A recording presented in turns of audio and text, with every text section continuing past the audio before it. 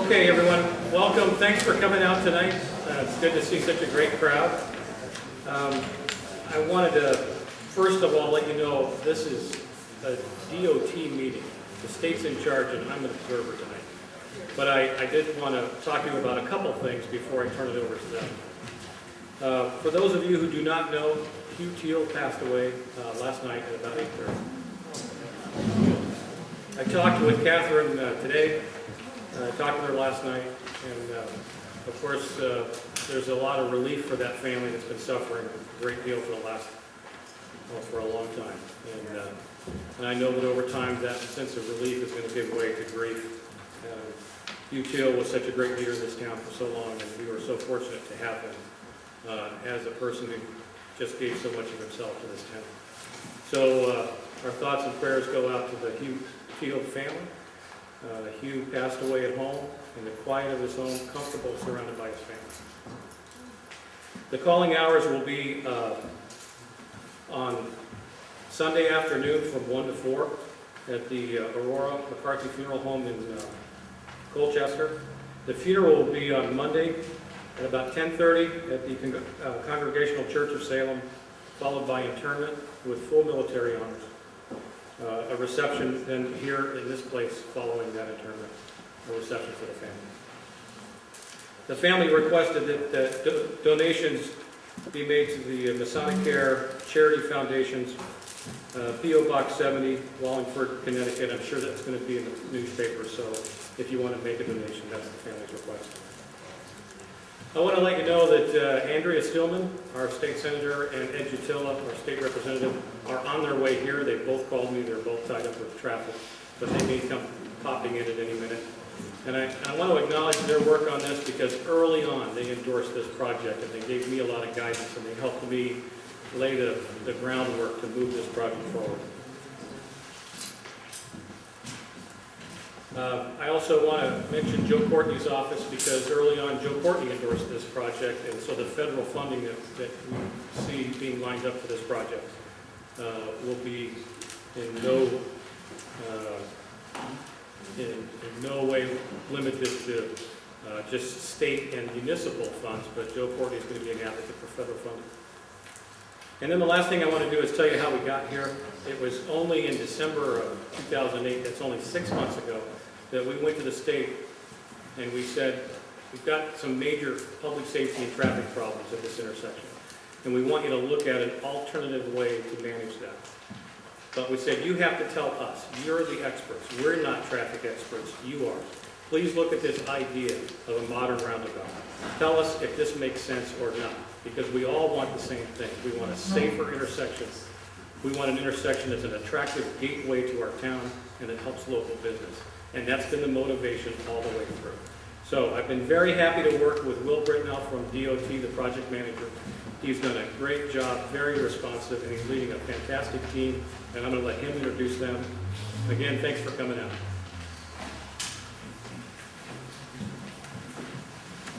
Thanks, Bob. First of all, I also want to thank everybody for coming out. I know this is one of the nice days we're going to have this week, and I appreciate you all spending it with us. Hopefully everybody got one of these handouts.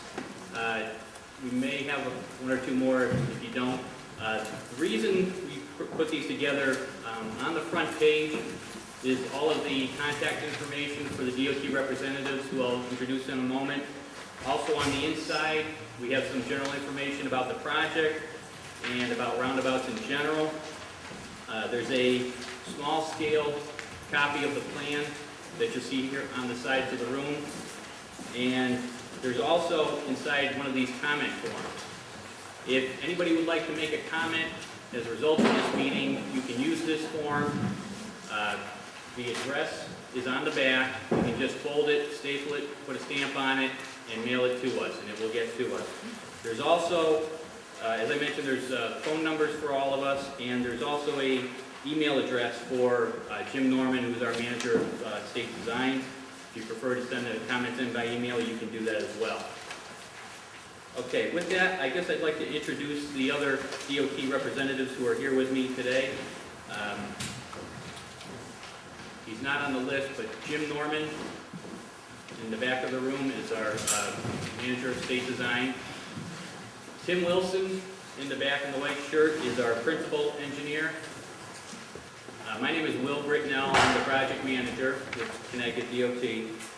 Pete Talarico is going to be the project engineer. He's the one that's going to be responsible for the actual design.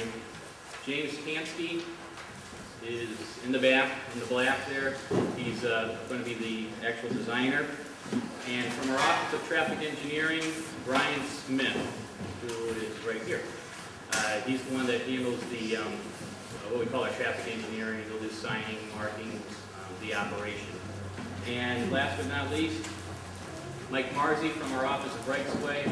He will handle any of the property acquisitions that we will need for this project. The format for tonight's meeting, we're going to have a presentation, a little slideshow that we'll go through. And after that, Mr. Marzi is going to give a little presentation on the rights of way process. Following that, we're going to open this up for questions and comments from the audience. And I appreciate it if you did hold your questions and comments until that point, just so we can try to get through this quickly. As after the meeting is over, after the formal part of the meeting is over, we will stick around. If anyone wishes to come up and speak to us one-on-one, you can do that. Particularly if you have questions that regard really your property and you prefer to speak to us one-on-one, you can do that. And with that, I think we're going to go ahead and get started. Can everybody hear me if I don't use the mic? Yeah? Okay. We're here to talk about the intersection that's known locally as Salem Four Corners. This is a picture of the existing intersection, and just to orient everybody, Route 82 is running on this slide from the lower left to the upper right, running from east to west. Route 85 is running from the lower right to the upper left, from south to north. Route 11 is off this photo to the lower left. Some of the local landmarks that you're probably familiar with, the Henny Penny gas station is located on the southeast quadrant. The Town Center Plaza, located on the southwest quadrant. The former Bad Boys Toy site is on the northwest quadrant, and the Salem Marketplace on the northeast quadrant. Some of the areas of concern, some of the reasons that we started looking at this location, the primary reason is accidents. And these are occurring both at the intersection as well as at the driveway just to the south on Route 85. And we'll go through that in more detail. Congestion is also a concern out here, primarily in the summer weekends. Route 11, as we all know, ends at Route 82, and Route 85 basically serves as the extension of Route 11 at this time. Certainly are I think the worst period of time. We do get some backups during the PM and AM peak hours. Nothing that I would call horrible at this point, but summer weekends, we do see some backups. And then aesthetics, as Bob mentioned, this is the gateway into the town of Salem. It's the prominent location within the town. Some of the history of this project: there was a larger Route 85 corridor project that was going to address several locations along Route 85, both in Salem and in Montville. That project called for enlarging this intersection, the Four Corners intersection, and replacing that traffic signal. The town certainly had some concerns with that, both in terms of safety as well as the appearance of the intersection, making the intersection that much larger. The proposal for a roundabout, as Bob mentioned, was brought to the DOT in, I have October, Bob mentioned December, I won't argue, but sometime late last year. And at that time, we then took a look at it, and we looked at both traffic volumes, accidents, and we determined that, yes, indeed, a roundabout would be a superior alternative than a traffic signal at this location. And that's looking at both operations as well as safety. So what exactly is a modern roundabout? When people hear the word roundabout, most of the people, especially people from this area, think of Cape Cod, New Jersey, the old traffic circles. There are similarities between a roundabout and the old traffic circles, but there are also very significant differences, and we'll go through those. In about the 1960s, in this country, we really gave up on traffic circles, and we tended to rip most of them out and replace them with conventional intersections, signalized, or in some cases always stop control locations. In Europe, however, they took some of their traffic circles and converted them into what we call a modern roundabout. And they had great success with that. In about the 1980s, early 80s, they started being used again in this country. And for the past 30 years, they've been gaining in popularity quite a bit, primarily due to the improvements in both safety as well as congestion. This slide is saying that there's over 1,000 in the U.S. That's actually a pretty old statistic. We don't have real solid numbers, but we think the number is probably closer to about 10,000 now in the U.S. There are many states that are using them. Colorado, Florida, Maryland, Vermont are some of the leading states. New York State is also a leading state. We do have a few in Connecticut. Many states are using these much more prevalently these days. And we're going to talk a little bit about the difference between a single-lane roundabout and a multi-lane roundabout. And there is definite differences between the two. What we're proposing here is sort of a combination of the two. We'll get into that a little later. This is a single-lane roundabout. This happens to be in Keene, New Hampshire. And as you can see, there is one lane. There's one lane going around the circle, and there is a single lane on each of the approaches, as well as one lane coming in on the exit. So we have one lane coming in, one lane going around, and one lane going out on each of those legs. Now this is an example of what we call a dual lane roundabout. This happens to be in Malta, New York. And the definition of a dual lane roundabout is we have two lanes going straight through the intersection. In this case, there's two lanes on all four of these legs. Two lanes coming in and two lanes are going out. Now the difference with this is it does create some additional concerns in terms of traffic cutting other traffic off. But even with these dual lane roundabouts, they're designed so that there is no changing of lanes. Some of the differences between a roundabout and a traffic circle. One of the big ones is, with a roundabout, the drivers are yielding on entry. That means that as you're coming into the roundabout, you have to yield to the traffic that's already in the roundabout. The old traffic circles, a lot of them, had it set up where the traffic that was entering the roundabout actually had the right-of-way. Traffic in the circle was the one that had to yield or stop. That's one of the reasons why the old traffic circles got so large, is that we had to provide room for that traffic to stack up. With the roundabout configuration, with the yield on entry, the circle got to be much smaller. And with that, that reduced the speed of the traffic going through the circle as well.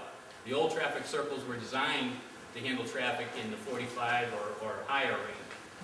The modern roundabouts are designed to limit traffic to about 15 to 20 miles per hour. Now this is an example, a lot of people are probably familiar with Cape Cod. This is, as you can tell by the landscaping in the middle, this is one of the old traffic circles that is up at Cape Cod. Now this is not a roundabout, this is a traffic circle or a rotary. And some of the features you'll notice, hopefully you can see that there's actually two lanes going around this circle. Even though they're not striped, traffic is using this as a two-lane circle. However, there's only one lane on the exit. So what that means is anybody that's on this inside lane here that wants to exit has to weave across from the inside to the outside to get to that exit. You don't have that with a roundabout. The other difference with a roundabout and a traffic circle, as I mentioned, is the size. Now this particular circle happens to be about a 400-foot diameter.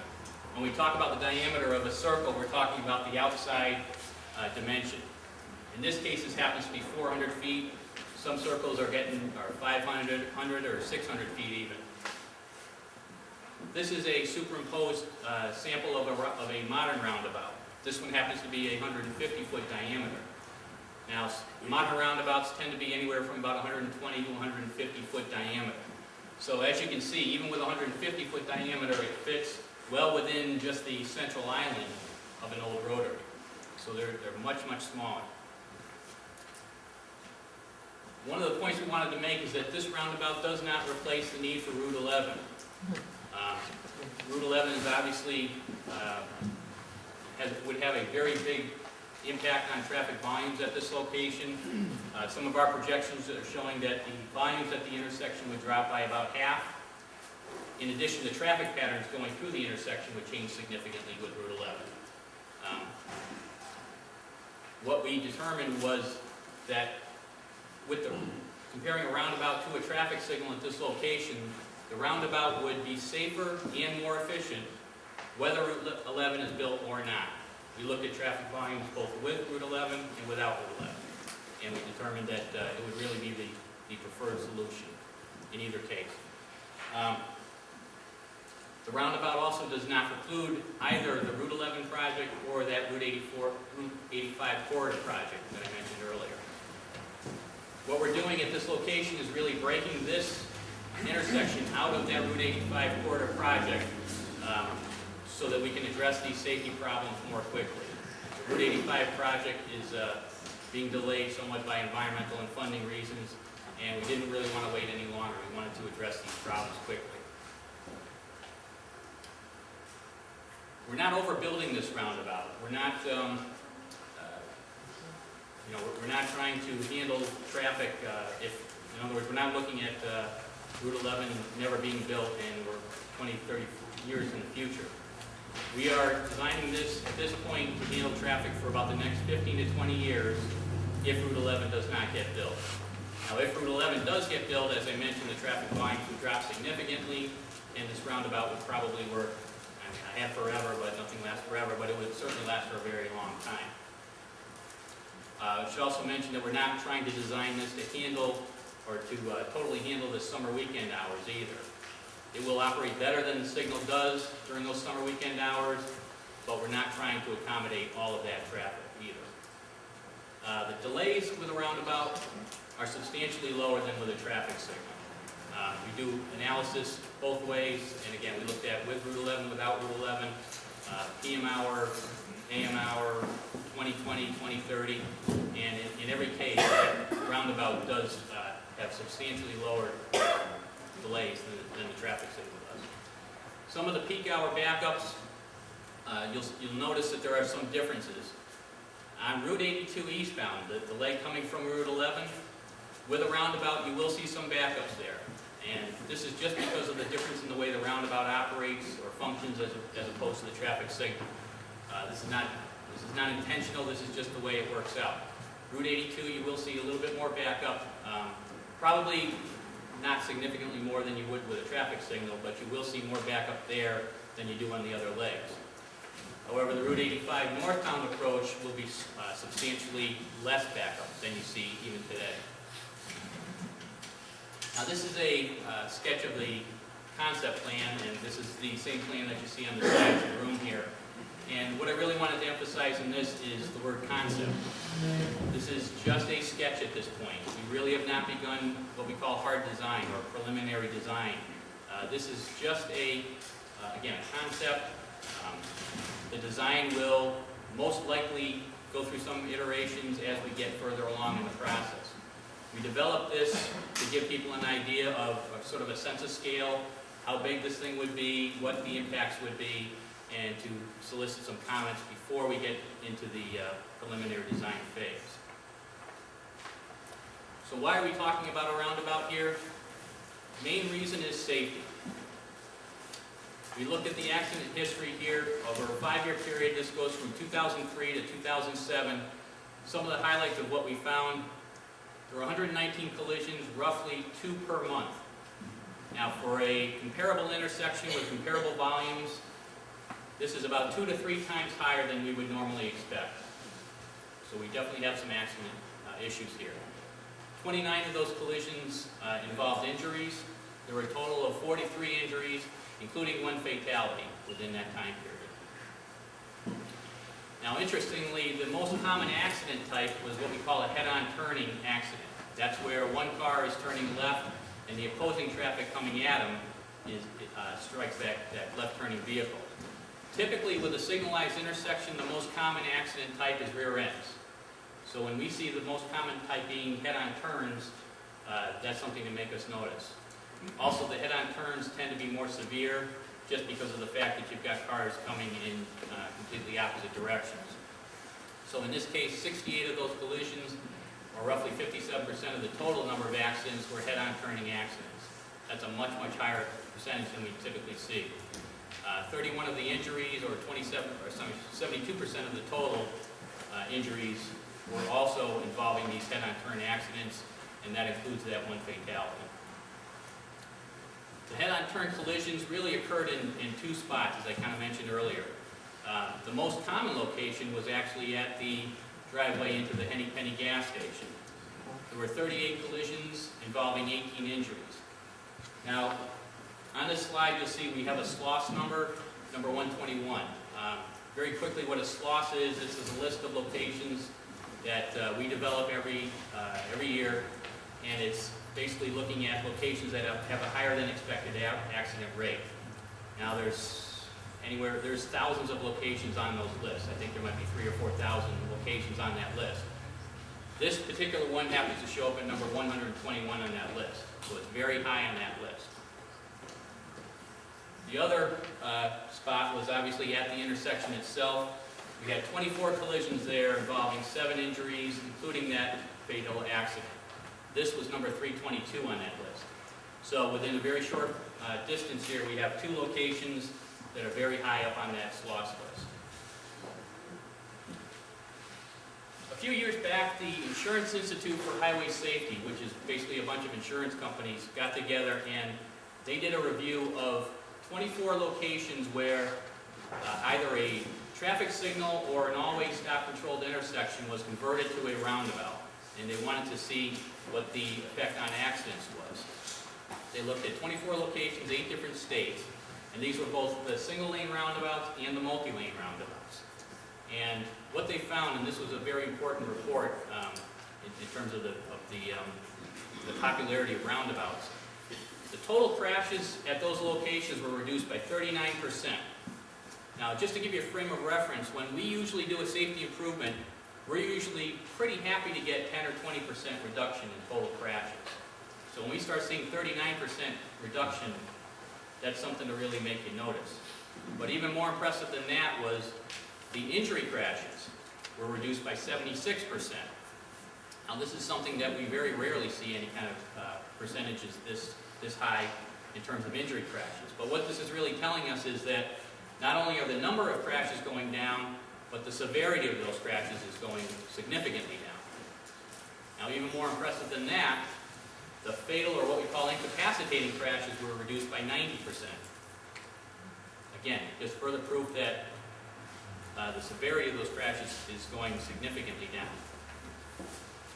So why are the roundabouts more safe than a conventional intersection? Some of the reasons: lower speeds. This is probably, if I had to state one reason, this is probably the biggest reason. With a traffic signal, you've got speeds going anywhere from 30 to 40 to 50 miles per hour, possibly even higher sometimes. With a roundabout, drivers are physically forced to drive at about 15 to 20 miles per hour. This is not because they're obeying any signs or anything like this. It's the geometry of the intersection is forcing those drivers to drive at these slow speeds. Those slow speeds give a lot more reaction time, and if there is a crash, it's going to be a less severe crash. Another reason is no left turns. Now, left turns are really the root of all evil in terms of traffic engineering. It's the reason for many of the accidents that we see out there. It's also the reason for a lot of the congestion that we see at our intersections. With a roundabout, you don't have left turns. If you want to make a left turn, you're basically just going 3/4 of the way around the circle, but it's a right turn in and a right turn out. There's less information to process with a roundabout. If you think about making a left turn at a signalized location, somebody is trying to, they're looking at the traffic signal, they're looking at traffic coming at them, they're hopefully looking to the left to see where they're about to turn into. It's a lot of information to all process at the same time, and they're looking at very different locations as well. With a roundabout, it's much simpler. You're looking at one spot, and it's basically just like making a right turn coming out of a driveway. There's a reduced number of conflict points with a roundabout. Now, what do we mean by conflict points? This slide is showing you two different locations. On the left side of this slide is a conventional intersection, showing you all of the different maneuvers that can happen, going straight, left, or right, at a four-legged intersection. And as you can see, the total number of conflict points is 32. Every time one of these movements crosses another one, that's what we call a conflict point. With a conventional intersection, there's 32. The red dots in this diagram are showing what we call a crossing conflict. That's where we have traffic going in very different directions and crossing each other. That's where we tend to get our most severe accidents. With a conventional intersection, we have 16 crossing conflicts. Now, compare that to the right side of the slide where we have a roundabout. There are no crossing conflicts with a roundabout. We're never crossing traffic anywhere. We still have, and then the number of conflict points in general is reduced down to 8. So the number of conflict points is reduced from 32 to 8, but probably more importantly, the crossing conflicts goes from 16 down to 0. Roundabouts provide advantages for both younger and older drivers. As we get older, we have more difficulty with certain driving habits.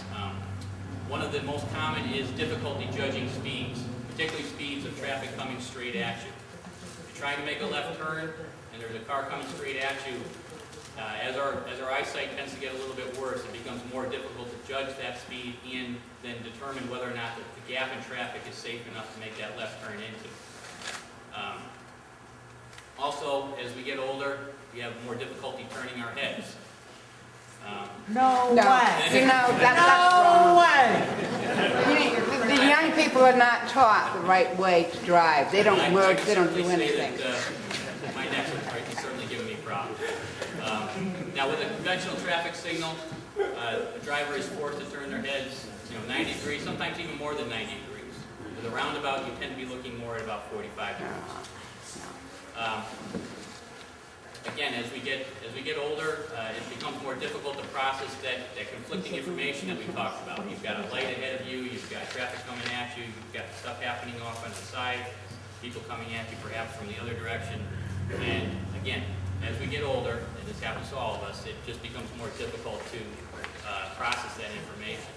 Also, with a roundabout, traffic is moving at a slower speed, but it's also moving at a more uniform speed.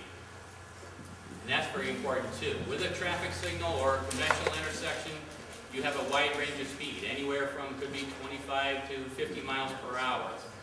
With a roundabout, it's a much more uniform speed. The range of speed is much narrower, and that helps with the decision-making process. And as the slide says, issues number 1 and 3 on this slide also apply to new drivers, particularly item number 1. The inexperienced driver has more difficulty judging the gap of traffic and whether or not that's safe. Driving a roundabout is a pretty simple process in terms of entering it. Now, this is showing you that the traffic entering the roundabout is yielding to the traffic that is in the roundabout. So this red car is yielding to the blue car. Once the blue car gets past him, he can enter. That's probably the most difficult part of driving a roundabout, is just determining that gap and then entering it. It's really just like making a right turn. All traffic with a roundabout goes to the right. There are no left turns. You make a right turn in, you make a right turn out. And then finally, yield to pedestrians. Just like at any intersection, you have to yield to pedestrians. But one of the differences with a roundabout, if you'll notice, where we put the crosswalks are actually behind the stopping point. With a conventional intersection, the crosswalk is in front of you. So as you come up to that stop bar, and you're looking to the left, if you're trying to make a right turn, you're looking to the left to see oncoming traffic, you're not going to see that there may be a pedestrian crossing in front of you. With a roundabout, that all happens behind you. And as the driver is coming into the roundabout, he's looking straight ahead at that crosswalk. So he has perfect visibility to that pedestrian. Once he crosses the crosswalk, you shouldn't have to worry about pedestrians.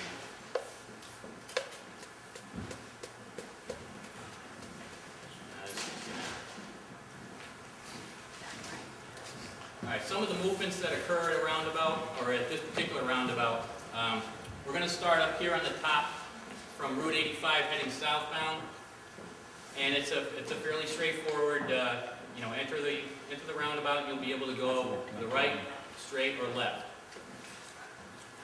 Coming from now Route 82 westbound, coming out of Norwich, again, you can make a right turn, go straight, or continue and make your left turn. The only difference here is that you'll be crossing a second lane, or a lane before you enter that roundabout. Otherwise, it's pretty straightforward. Coming up Route 85 northbound, as you do today, you will have two lanes. One to turn left, one to go straight or right.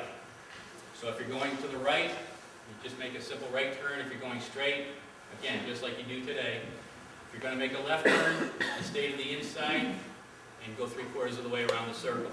And you'll notice here that we've designed this so that the through traffic, after they get into the roundabout, is really forced to exit. Now with a multi-lane roundabout, when you have two lanes that could go straight through from 82, you have the potential for the guy to be in the outside lane and to continue all the way around the circle. That's eliminated with this design, so you eliminate that potential for that crossing conflict.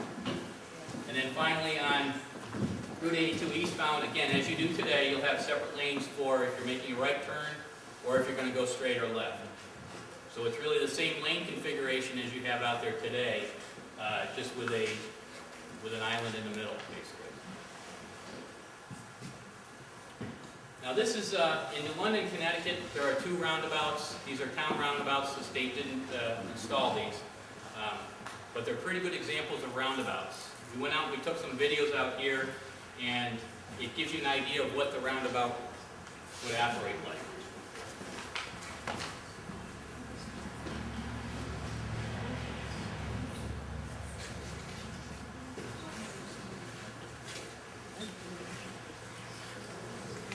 Now this is a full speed video. This is the actual speed that traffic is driving here. And as you can see, they're going fairly slow, in that 10 to 15 mile per hour range. And as you can see, everybody is going at pretty much the same rate. Even that guy zipping by was probably doing about 20 maybe. Now in a second here, you're going to see a couple of motorcycles come around, and even they're going at a fairly low rate of speed. You're right. You're right. And that's really because of the geometry. They're just forced to do that. Now, motorcycle can obviously go a little bit faster around the roundabout, but with the geometry, they are also limited. And if I get this other one to work here.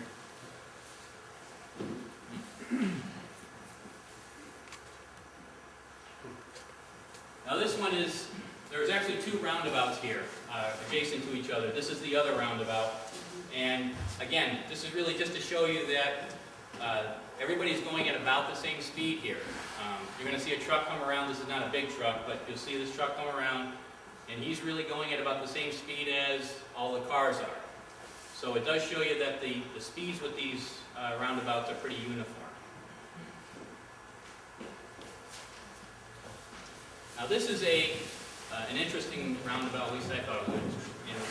It's in Canada, Hamilton, Ontario, Canada. And the interesting thing about this one is that they've set up a webcam here.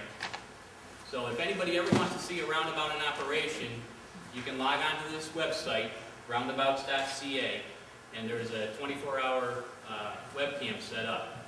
You can see traffic. Now this roundabout is about the same size as the one being proposed here in Salem. Somewhat different volumes. I think they're a little bit lower than they are here, than we have out in Salem. But you can log on at any time of the day, and you'll see that the thing flows pretty smoothly. There's really very little backup or congestion ever. This is a location in West Haven, Connecticut. This was the first modern roundabout that we installed on a state route. This is a location where the town had requested us to put in a traffic signal. The volumes coming in on this leg on the right had reached the point where it was just very difficult to enter the intersection without a traffic signal. But once we started getting into the design of it, we had some concerns about putting a traffic signal here. For one, the leg coming off the top left-hand side of the picture here, it's a very long, straight piece of road.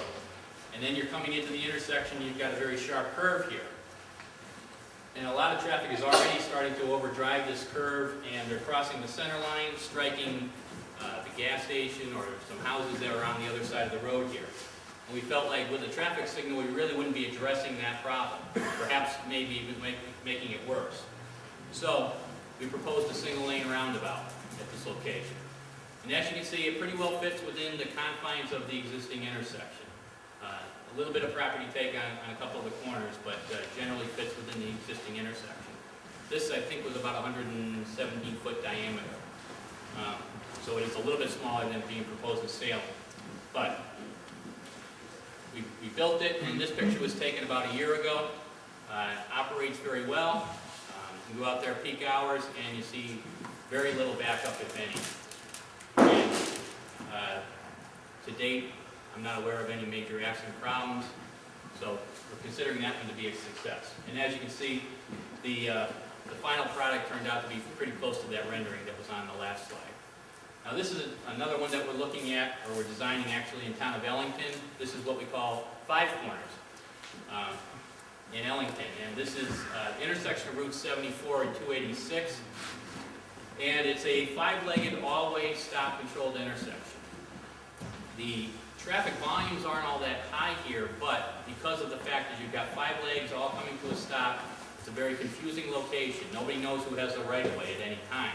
So we see tremendous backups here. In some cases, it takes a half an hour to get through this intersection. So, again, we proposed a single-lane roundabout. Again, generally fits within the confines of the intersection. Had to take a little bit more property with this one on a couple of the different corners, but again, it generally fits. This is about the same size as we're proposing in Salem. So back to the concept plan here. Wanted to give you a feel for what the Cape Cod Rotary would look like. Again, I mentioned that these roundabouts are much smaller in size. This large red circle here on the outside is the size of that Cape Cod Rotary that I showed you earlier. As you can see, it's a much smaller circle with a roundabout. We do have to acquire some property to build this. On the northwest corner, the former Bad Boys Toy Site would be purchased in total. And on the southwest corner, the white building on the Town Center Plaza would be purchased as well. Now this is a photo of that Bad Boys Toy Site, just in case anybody's confused by which properties we're talking about, and then this is the white building. The plaza that's in the back here, that's hidden by the white building in this photo, would remain. Okay, it's just that white building that would be removed. Now, one of the things that I wanted to mention too, both of those buildings, if we were to go with a signalized intersection at this location, and we had to design it in such a way to meet these the traffic volumes, both of those buildings would have to go anyway. The Bad Boys Toy Site is being proposed for what we call a wetland recreation area. That particular parcel was actually built on a former wetlands. So, and it's part of the Route 85 corridor project, in order to offset some of the wetland impacts associated with that project, the plan was to buy that site and basically turn it back into a wetlands.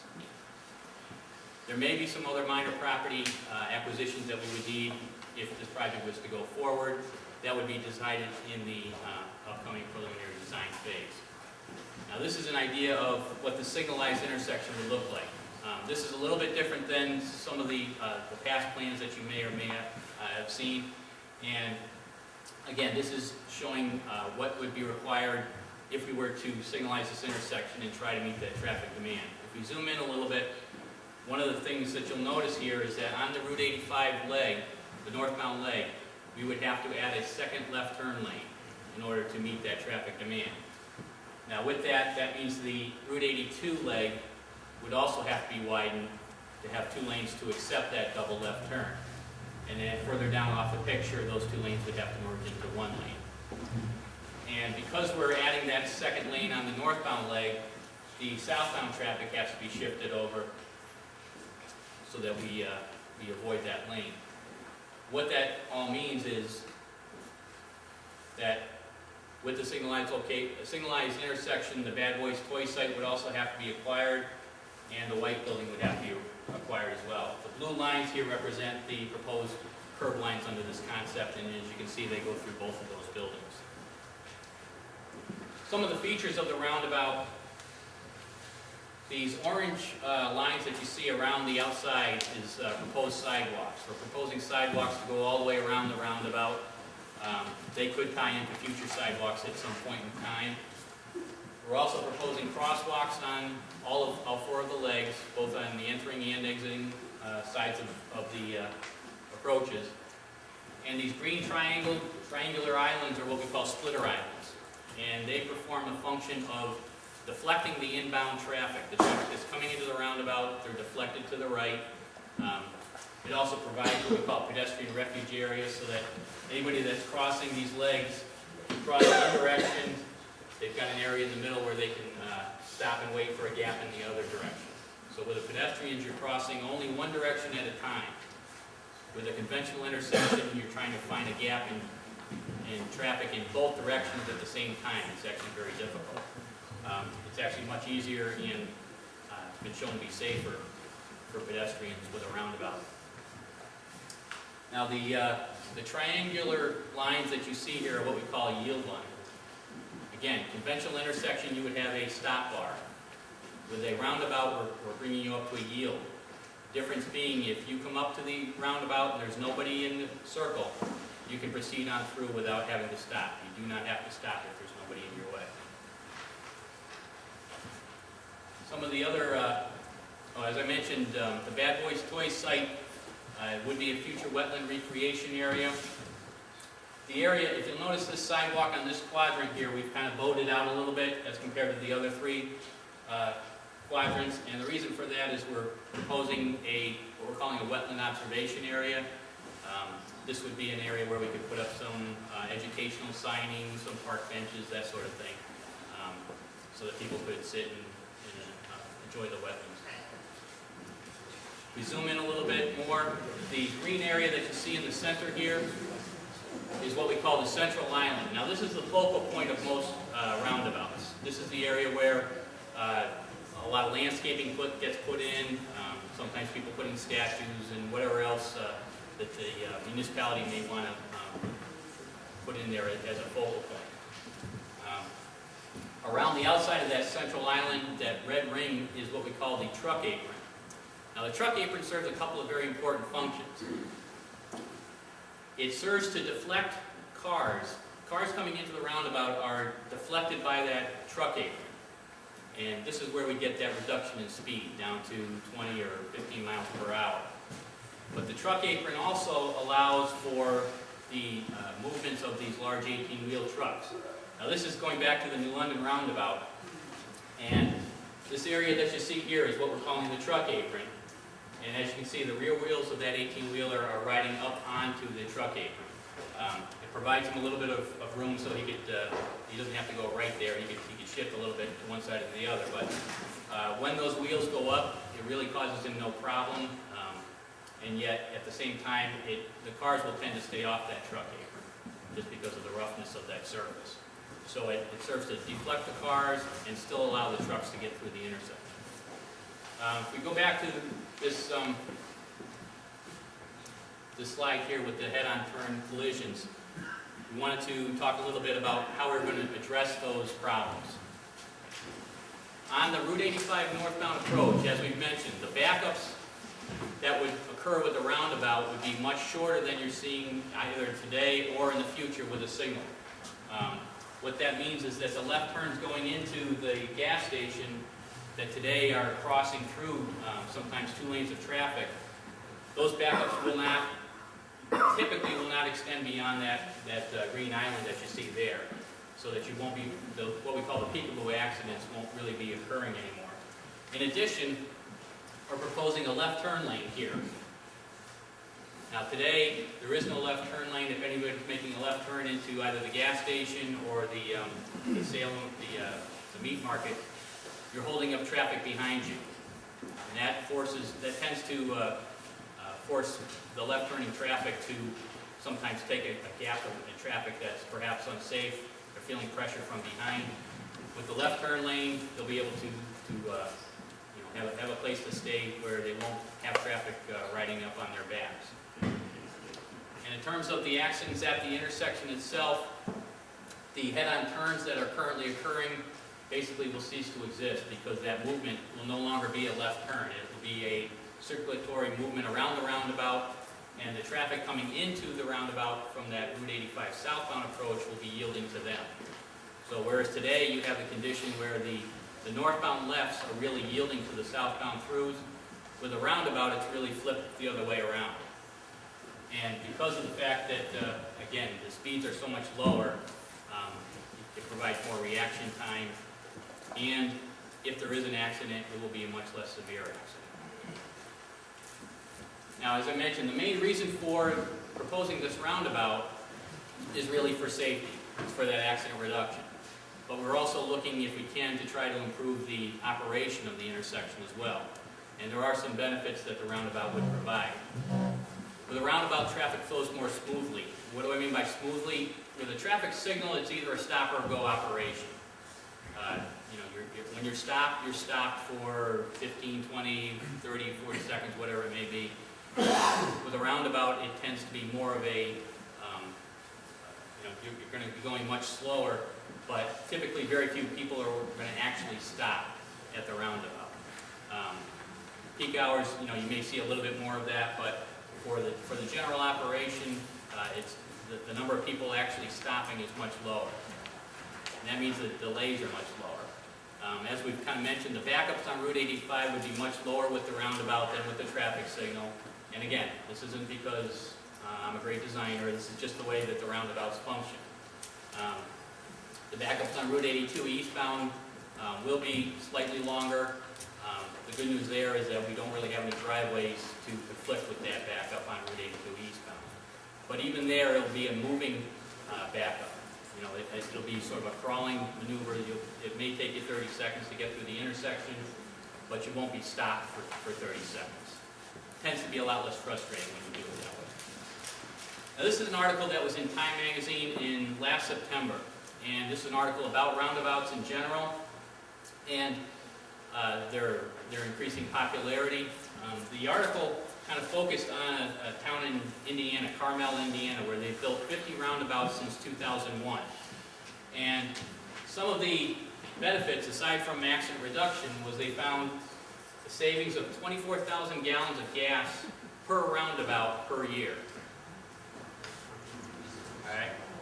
In Virginia, they also did similar studies, and what they found there was in 10 roundabouts they saved an estimated 200,000 gallons of gas in a year. Again, roughly about 20,000 gallons per roundabout per year. So you're saving a lot of gasoline, and with saving of gasoline, you've got a lot less pollution. They're showing reductions of 42% in hydrocarbon emissions. So again, it's a reduction in delay, which means less gas, which means less air pollution. We prepared a simulation. Now this is a computer-generated simulation showing you what the operation of this roundabout would be like. This is using volumes projected to the year 2020. So roughly about 10 years from now, there will be an increase in traffic growth every year. So this accounts for that traffic growth. And this is actually really the peak 15-minute period within that peak hour. So this is just about as bad as it's going to get. You're going to see some buildings in here. They're not accurate replicas of the actual buildings. They're really put in just to give you more of a sense of scale and location. And then finally, I wanted to mention that this does show you about 2 minutes of action within about a 1-minute video. So that the speed that you're seeing here is really twice the speed that would actually occur. Now, this is going to be the starting orientation. So again, just to orient everybody, Route 85 is going to go from bottom right to top left, and you can see where all the landmarks are. So this is the starting position for this simulation.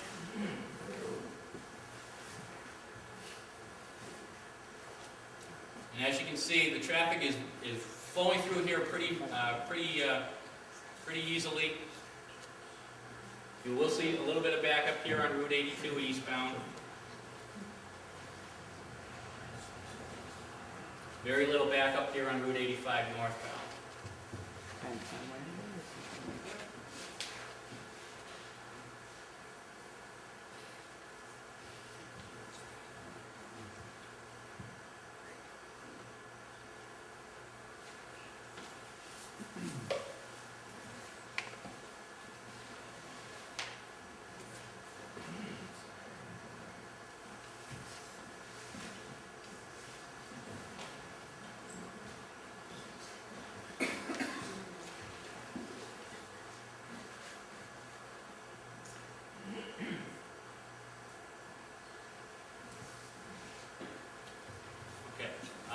In a few words in terms of cost, construction cost was a roundabout compared to the signalized concept that we showed when you're adding lanes and that sort of thing. It's about the same as a signalized intersection. However, the maintenance and the electrical costs are significantly lower. With a traffic signal, we usually figure about $5,000 per year in terms of maintenance for replacing bulbs or poles that get knocked down, that sort of thing. Also, with a roundabout, you're not using any electricity that you are using with a traffic signal, which when there is a power outage, and you've probably all been through a traffic signal when the power's out, it tends to be kind of chaos. With a roundabout, it really doesn't affect it when the power goes out. In terms of aesthetics, again, this is a gateway to the town. Roundabout does provide a lot of opportunities for landscaping and for streetscape type of improvements. On the left here is a slide showing a roundabout that we recently modified in Killingworth, showing some of the features that we put in the center, some of which aren't grown up yet, but there's some, welcome to Killingworth type signs, that sort of thing. And on the right side is that roundabout from West Haven, showing some of the landscaping that we put in, flagpole. That big yellow sign has been reduced, it's not quite as ugly anymore.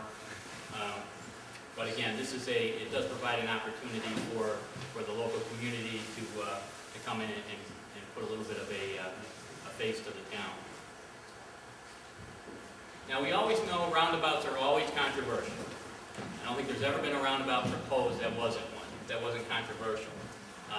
This is a study that was done, again, by that Insurance Institute for Highway Safety. And what they found was that prior to the roundabout being built, about 36% of the people were in favor of the roundabout, 54% were opposed. That's pretty typical. We'll see a lot of times maybe 2/3 to 1/3 that are opposed to the roundabout. I'm sure there's a lot of people here that don't like the idea. Whenever we propose these things, we get all kinds of comments, it's the dumbest idea, and whoever thought of this, should be fired, that sort of thing. That's a pretty typical reaction. However, after the roundabout gets built, they went back and asked those same people what they felt about it. And there was a definite shift in opinion. Almost a flip-flop. After it was built, we had 50% in favor and only 36% opposed. Now, 36% is still an appreciable percentage, but it does show you that there is a shift in opinion after the thing gets built and people see that it does operate well and it does reduce the accidents. Another interesting thing is that 2/3 of the drivers that are over 65 years of age supported the roundabouts. And this is an editorial cartoon from the Vail, Colorado, the Vail Trail newspaper. This is in November of 1994. And the Colorado DOT, I guess, was proposing it was actually a multi-lane roundabout at an off-ramp that led into some of the ski slopes up in that area. And obviously there was a lot of opposition to it. So this cartoon shows a kind of crazy person here, and it says, the idea of this traffic plan is to take cars full of skiers rushing to get onto the slopes, funnel them onto an unfamiliar circle on icy snow-packed roads. And the caption is, who says California has the best nuts? A pretty typical reaction. However, a little bit over a year later, after the roundabout got built, they actually put in another editorial where they said, geez, it's not so bad after all. They said, the last line here says, people seem to have figured out the contraption and the gridlock is gone. So, again, we know there's a lot of people that are opposed to this. I just ask you to perhaps come into this with an open mind. It is a pretty common reaction. Not everybody's going to change their mind, we certainly understand that, but if you come in there with an open mind and appreciate it for what it is, we hope that you'll like it eventually. Now, the status of this project, as I mentioned, we're really in the conceptual design stage. We're just beginning what we call preliminary design. Usually when we come to a meeting like this, we're much further along in the design process. We wanted to come here early. This is such a different proposal here that we wanted to, if you do have any input, we want to certainly make sure that we try to get it included at this time. We have not yet made the formal decision to go forward with this project. All right? One of the reasons we're looking for input is we're going to be making that decision within probably the next 2 to 4 weeks. So, again, we haven't really begun the design process yet. That will occur hopefully within the next month, assuming we go forward with the project.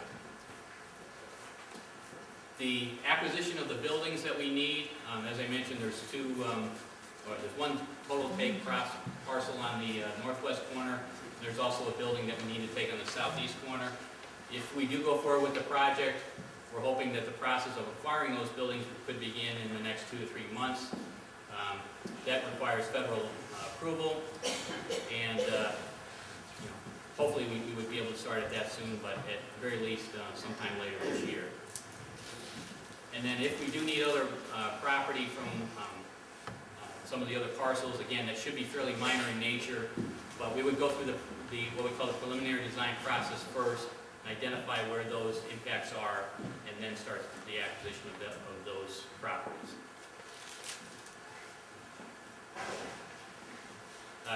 We may need what we call environmental permits. Again, that will be determined in the next phase when we determine if we have wetland impacts or not. If we do need permits, we do expect them to be fairly minor in nature. Nothing like you see on the other Route 11 or 85 projects. This would be a fairly small impact in terms of environmental issues. In terms of the cost and the schedule, right now we're carrying what we're calling a very rough estimate of $2.75 million. Now, as hopefully you can tell by the sketches here, we're really in the concept stage, so this is a very rough figure. This is something that we just sort of throw in to get the ball started here. As we proceed further along, we'll certainly refine that estimate, but that number is based on some of the other roundabouts that we've built, and it should be hopefully close to the ballparks. The funding for this project would be 100% federal. Typical project would be 80% federal, 20% state, or perhaps 80 federal, 10% state, 10% town. In this case, roundabouts qualify for 100% federal funding because of the safety improvements associated with them. And the current schedule, Bob and I have been having some discussions on this, but what we're saying for a schedule is 2012 for start of construction, and we would hope that if we could start it in the spring of 2012, we'd have it completed, or say operating as a roundabout by the fall of 2012, come back in the following year, 2013, to finish up with sidewalks, landscaping, that sort of thing. We have not yet started what we call our maintenance of traffic design. That's done much later in the design process. However, we do not expect to have any detours when we construct this. One of the benefits is that a lot of the construction would actually occur outside of the existing intersection, so we would hopefully be able to maintain traffic. Route 11, we felt it was superior. Have less delay, which means less use of gas and less air pollution. There would be less pavement with this concept than the signalized concept. Be more attractive, more areas for landscaping. Cost would be about the same as the signalized location, probably a little less to maintain and no electrical cost. And with that, I'm going to turn it over to Mike Marcy, who's going to talk a little bit about the rights-of-way process, and then we'll open it up to questions and comments.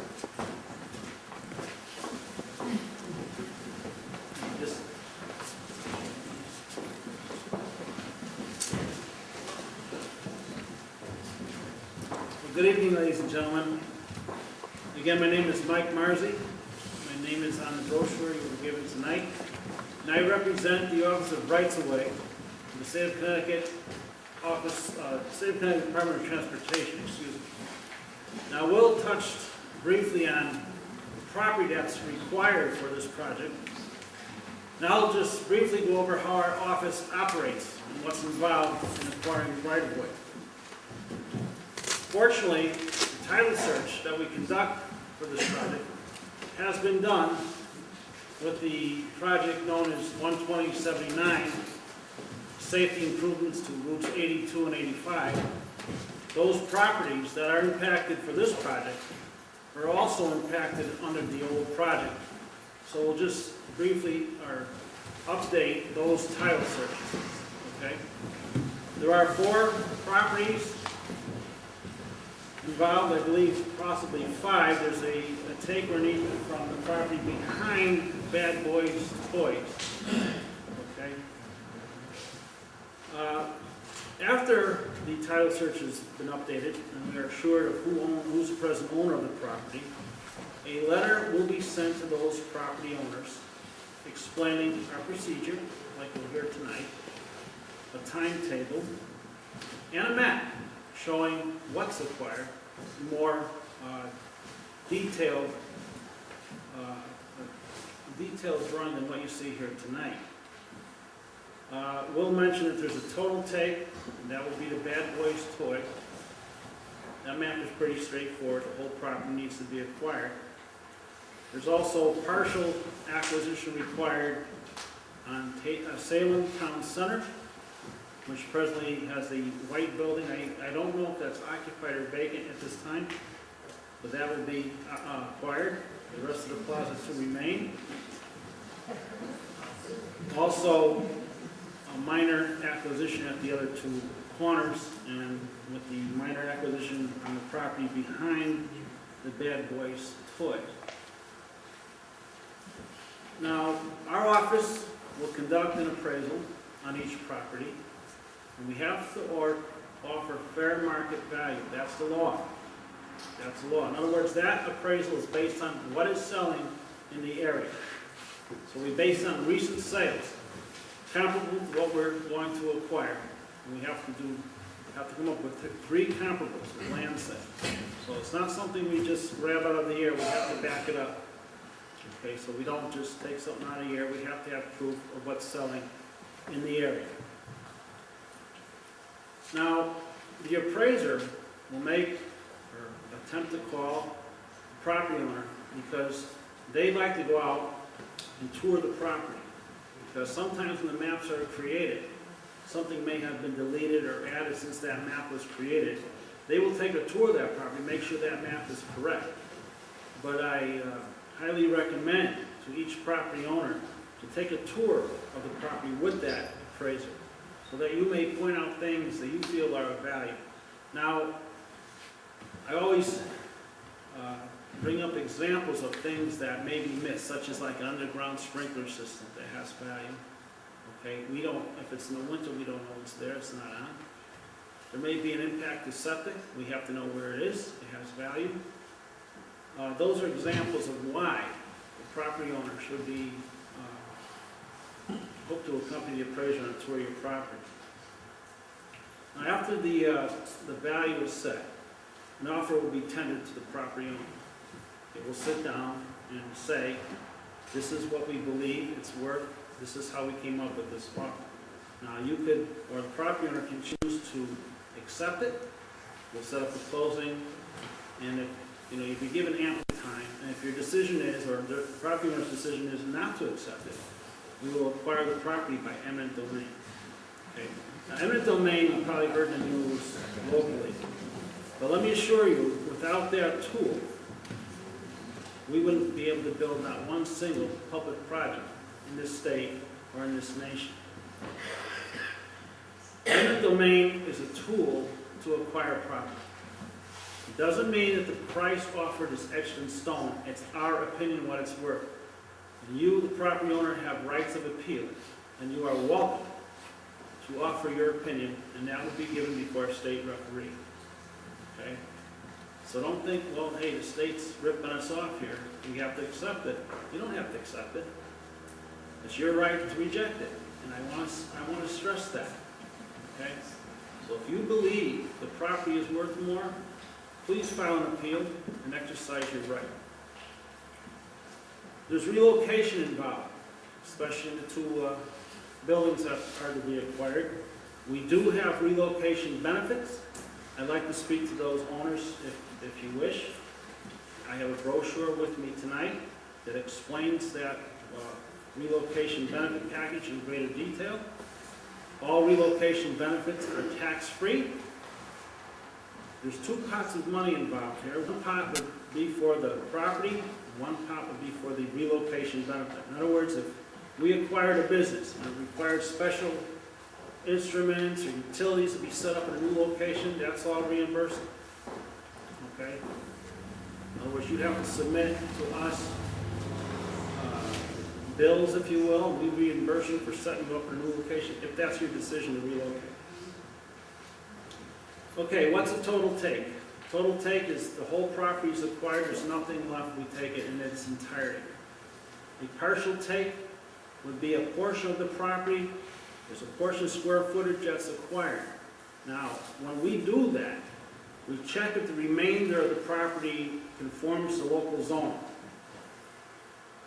And if it conforms to the lot size in the town, that's fine, it's conforming. If we fall below conformance, we have to go before the local ZBA and obtain a variance. Now, if the local zoning authority or zoning board denies our variance, one of our options is to acquire the property in total. We cannot leave anybody with an uneconomic remnant of property. Okay? So we need that variance if the partial take makes the property fall into nonconformance. An easement. What is an easement? Well, I don't know if we have any on this project, but if we do, an easement is an encumbrance on your property, such as a slope, sloping easement, whether it be a cut or a fill. I don't know if we'll mention if there's any, but in that situation, you are compensated again, and it's just an encumbrance where you don't lose any property at all. We pay you a percentage, a fee for that easement. Some temporary rights may be required for going to a driveway on a property.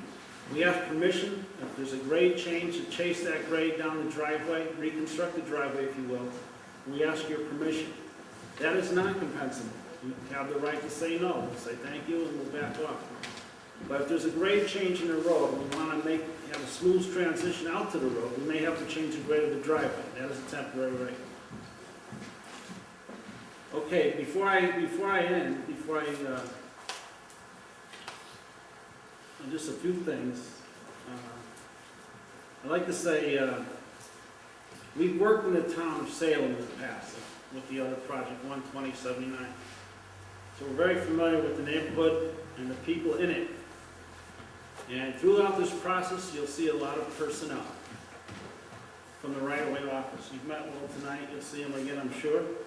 When the right-of-way process starts, you'll see appraisers, you'll see negotiators, and eventually closers. But if there's any problems at any time, I welcome you to call me at any time. I'll be out at the site at any time at your convenience. I have with me my cards tonight, and again, those brochures that explain our procedure. We'll be here the rest of the night, and if there's any questions at any time, we'll be out to see you. Thank you.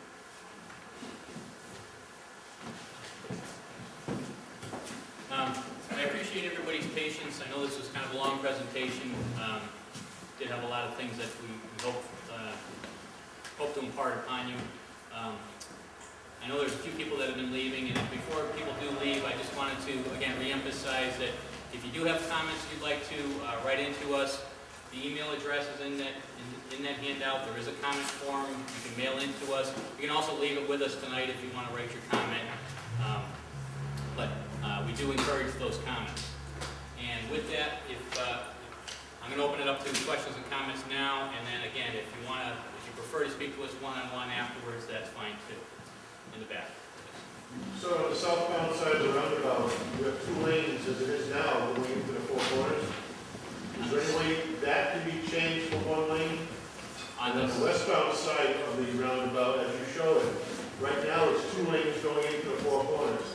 Is there any way that can be changed from 1 lane? Your so-called peekaboo accidents is what we've had over the last 2 years. Most of our accidents that we've had side impacts and some severe accidents. In those lanes, you change as the other 2 corners are as single lanes coming into the roundabout. Well, we've looked at the projected traffic volumes, and, I mean, physically, yes, we could. But if to do that, we would be incurring more traffic backup. And in particular, the Route 85 northbound leg, by having these 2 lanes, what we find is that the backup is short enough that it will actually no longer be extending beyond this island here. So the left turn into this gas station will really be, in most cases, really just, you won't be crossing through that stop traffic as you are frequently today. Now, having said all that, we are going to be taking a look at the design of this roundabout as we go further in. And one of the things that I do want to take another look at is the projected traffic volumes. I do have some questions about them. In my opinion, I think we may be a little bit high on some of those volumes. If that's true and the volumes are really a little bit lower, then we can certainly take a look at perhaps reducing those lanes. If we could reduce it to a single lane, that would certainly be preferable from, I think, everybody. The same issue is coming at a different time. When they pull out to go westbound on 82, someone stops in 1 lane, doesn't see a car coming up on the other side and collides with that vehicle. Right. It happens often. Yeah, it's a pretty common accident whenever we have a driveway and 2 lanes in front of it. Certainly not unique to this location. If we can ever get away with going down to a single lane, we would certainly prefer to do that. We could certainly take a look at the length of the lane and see if we could shorten it. My gut tells me we probably won't be able to, but we will certainly take a look at that. Thank you. Anybody else? Over here? Yep. You mentioned that our intersection had a higher than normal accidents already. Are there roundabouts that have higher than normal accidents as well? I mean, and why are we just assume that just because we built this, we've cured our accident problem? In answer to the first question, no. The roundabouts that have all been built have certainly had lower accident rates than conventional intersections. So compared to those, yes, they're certainly, the accident rate is much lower. And as far as why that is, we kind of touched on that a little bit. It's really lower speeds, the fact that everybody's kind of going in the same direction. You don't have that, that conflicting direction. Everybody's going at about the same speed. So, you know, there's been, like I said, thousands of these things built. There's been study after study after study, and they all show that the roundabouts are safer. Now, the statistics I gave you were from the Insurance Institute for Highway Safety. Some states, Maryland being one, I think Virginia has done studies of the roundabouts, particularly in those states, and their percentages are even higher. So what those numbers that I gave you are probably on the conservative side, quite frankly. But are there roundabouts that have abnormal accidents? Since we have an abnormal intersection already, why would our roundabout be abnormal? For the most part, no. The roundabouts do not have abnormal accident problems. I mean, you know, I'll be honest with you, of those 24 locations, did any of them have higher or perhaps similar accidents than the signalized intersections? There may have been 1 or 2, not significantly higher, but they were probably perhaps comparable. But on the average of those 24 roundabouts were those numbers that I gave you. Now, also remember that included both the single lane and the multi-lane roundabouts. The multi-lane roundabouts do tend to have a higher accident frequency than the single lane roundabouts do. So with this being this is really a single lane roundabout with auxiliary turning lanes. So it's really functioning as a single lane roundabout. So is it conceivable that these percentages could be even better? Absolutely. You know, I'm trying to give you pretty conservative numbers, quite frankly. Let's be over here. Yep. Yeah, I live on 82, east of the intersection. I've lived there for 22 years. I've lived in town most of my life. And I travel this intersection twice a day.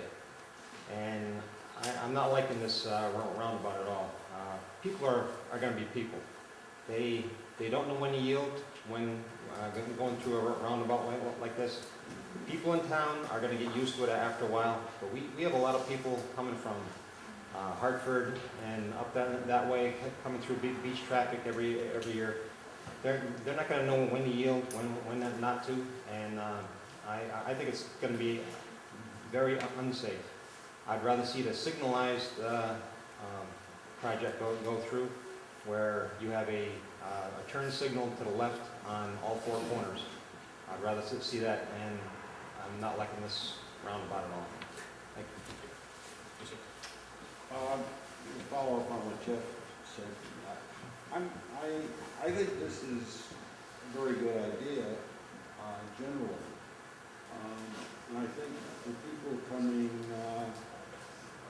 eastbound on 85 Saturday morning to go to the beach are going to find it wonderful because they'll just swing around and there's almost no stop there. And I think it'll keep traffic moving. My one concern is what happens at the end of the weekend, and that ends up with, because of the backup in Chesterfield, the two lights, and you get a steady stream of traffic. Sometimes it's backed up to Sonoma. With people heading home north on trying to get to Route 11 on a Sunday afternoon, late Sunday afternoon. I'm wondering, Jeff and other people who live up on Route 82 and are heading west, that's going to be a problem. I mean, it's almost bumper-to-bumper traffic coming through. That's if there's any way you can think of to make it easier for the people out heading west on 82 at that time, because if the people in the roundabout have the right of way, it's tough to get a break there. That's one, and I'm not asking for a solution tonight, but I'm just saying, think of that problem because it is a problem. The other problem I would like, if you in your planning to address, is it's frightened me for years to see gas delivery trucks backing out onto Route 85 out of Henny Penny, and I don't see how this addresses that.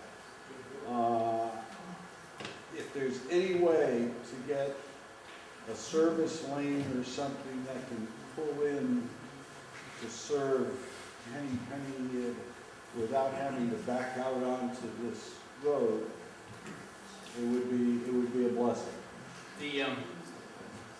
Your second question about the fuel deliveries is something that I think Bob Ross has already spoken to the owners of Henny Penny and the Salem Meat Market about.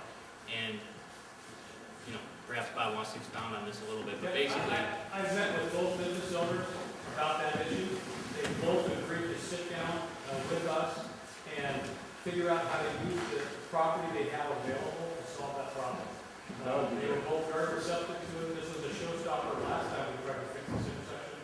This time, they both have assured me they'll sit down and they see the advantages of working that out. Myron Hindle, who owns that gas station, knows that's a big vulnerability for him, and he's anxious to get it solved.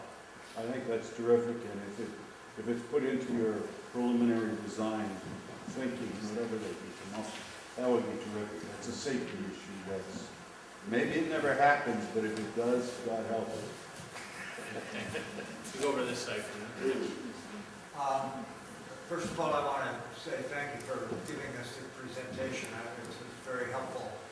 And old enough to remember when this was a rotary, and the only thing that was unsafe about it was that the trucks would get too big for the rotary and took the signs down on the inside when they were trying to make that left-hand turn. But at the time when there were no stoplights at all, there were a lot of features that people are not used to rotaries, but I think maybe the over 65 people likes it because we remember some of these intersections at a time when they were safer. I am really concerned with the southbound vehicle that wants to turn left into Henny Penny, because it's actually the courteous driver that causes the problem, because they slow down and stop and let you turn, but you can't see the traffic in the right-hand lane and across behind them. And if they're hurrying to get through the intersection, that's a problem. And if you just keep it one lane up to that point and then make it 2 lanes, I think you would maybe resolve that problem, because the traffic ought to be still moving. There won't be that many people that need to get into the right-hand lane that would back up traffic much. But I think that I worry that will still be safer unless you get this accommodation between the 2 owners and can extend that a little bit further down to where it's 1 lane. That's a problem. I have a quick question about drainage. One of my biggest concerns is we have, as you know, a wild and scenic river designation for the river that's just Harrisbrook major feeder that comes right through that intersection, and a bad accident today would really do a major job in including that river. Is the drainage all the way up to Henny Penny, where we're going to have these big fuel trucks coming in? Will it be storm drainage be going into this holding area as well, or will some of that go into a storm drain into the river watershed? Well, basically, what the system that's out there today will essentially be modified to accommodate the roundabout.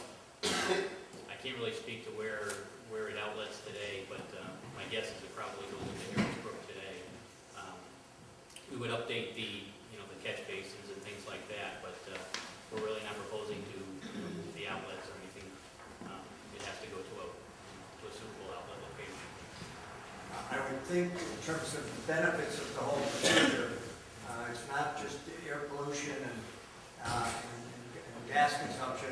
It really is, if you can make this intersection safer, it will be a big safety benefit for preventing a major spill that will go into that river.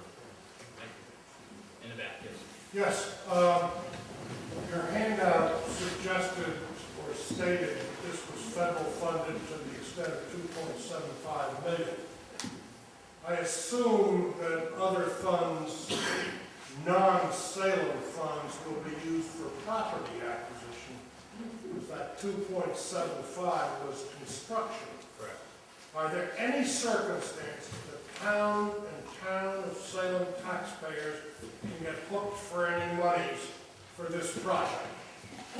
About the only thing that that we might ask the town to pay for was if there were any really decorative type features that they wanted to put in, a statue in the middle of the island or something like that. But otherwise, even the landscaping would really be done with federal funds. It's 100% federal funds. Really, that covers the construction and the property acquisition, as well as the design as well. Yes, in the back. In essence, you answered, my question was going to be involving, you talked about the fact town input on what goes in the middle of the roundabout, and you talked about the landscaping, and I was concerned that then the town was on the hook for the landscaping. So you've answered that question, because the answer to that is no, with the exception of something elaborate. I will say, regarding the landscaping, though, we do typically ask that the town maintain that landscaping. And usually the town is, there may be a garden club or something like that. The town is usually willing to take care of that because they want it to look nice. DOT, quite frankly, we don't really have the manpower to go and take care of, especially very intricate type of landscaping. Yes, sir. Good evening. My name is Hugh McKinney. I live just a quarter mile within the area of the Salem Four Corners, and I came from Massachusetts, so I was used to the large traffic circles. And when I first heard about this, I had some concerns. I believe the presentation you've given us today, for me anyhow, I believe this will make it very safer. I agree with the gentleman in terms of the drivers having to be re-educated. It's an issue of behaviors and them understanding that you need to yield where they're not used to yielding, especially as you're merging from Route 82 onto Route 85 for the summer beach traffic. I would recommend that you consider, you probably haven't got this in your plan, but there needs to be quite a bit of signage to educate the drivers in all directions, but specifically from that particular direction, on the need to yield to people that are already in the intersection. Whether you need to consider flashing lights that are set up on solar units so that it's not a significant cost to the town or the state, but there needs to be clearly some kind of calming mechanism to slow the traffic down before it gets to the circle, because both those roads are on long straightaways where people have a tendency of driving very quickly. Thank you. Thank you. Thank you. Excuse me. My background. I'm Andrea Stillman, I'm state senator from the area, and I want to thank you on a couple of levels. Number one, such a comprehensive explanation this evening. It was very helpful. And I want to thank Bob Ross also for his leadership on this. But I wanted to also weigh in a little bit about the signage. I had the same concerns, and I was wondering at what point, and I know you're still in preliminary design, but at what point would a driver see a sign? You know, we don't want to come upon it at the last minute. Those are the problems we've had on major highways, and we know how important signage is. So as you design it, I hope you will give people enough lead time so they understand what's ahead of them. Two other quick questions. You said there'll be no electricity. So are you depending on area businesses to sort of, and the gas station lights to sort of light this area at night? Well, sorry to interrupt you. When I say no electricity, I'm talking about there's no traffic signal. Okay. But in terms of, the illumination, There will be some nighttime. yeah, there will be illumination. Okay. And the other question, which also addresses this gentleman sitting in front of me about the backup of traffic, et cetera, and knowing that there's a huge problem at 161 and 85, that whole, so it's sort of beyond Chesterfield, it's where East Lyme and Montville come in. The DOT has seen the importance of breaking this project out of the entire Route 85 widening project, whenever that will happen. I was wondering, in terms of traffic flow for the roundabout here, are you looking at any plans in terms of addressing that intersection? Because many times when 95 is closed, especially if there's an accident, they come down 161 and then they get on 85, either direction. But I can't tell you how many times coming back from Hartford, I say, I don't even turn on the radio to find out if there's an accident on 95. So are you looking at maybe breaking out that particular intersection? The 161 The intersection? 161. Not at this time, we're not. We haven't been asked to. Oh, I'm asking. I know the mayor of Montville is asking too. Well, actually, he was at, Bob held a meeting months ago, I guess, and he was there. We did talk about the proposal to, to break this intersection out. And, he didn't really raise that issue with us. So, like I said, unless we're asked. Expect a letter mail. I have two questions. One, it isn't clear to me what happens with the pedestrians. Do they have the right of way, or do they have to scoot across when there's a break in the traffic? Why don't you answer that, and then I'll ask myself. Yeah, the pedestrians always have the right of way. The difference here is that they will, when you're crossing into the crosswalk, there won't be a signal for the cars to actually stop. So, although you have the right of way, let's face it, you got to be a little bit smart too. You don't step right in front of the moving car. It's like I tell my kids, I'll put it on their tombstone. She had the right of way. But yes, the pedestrian does have the right of way. So the cars are by law, are required to yield to the pedestrians in that crossing. My second question is, for a $3 million job, why does it take 3 years to get started with construction? Well, the longest part of that process is the property acquisition and especially the relocation part of that process. The business that's in the white building, I guess it's a massage parlor, and there was at one time a restaurant.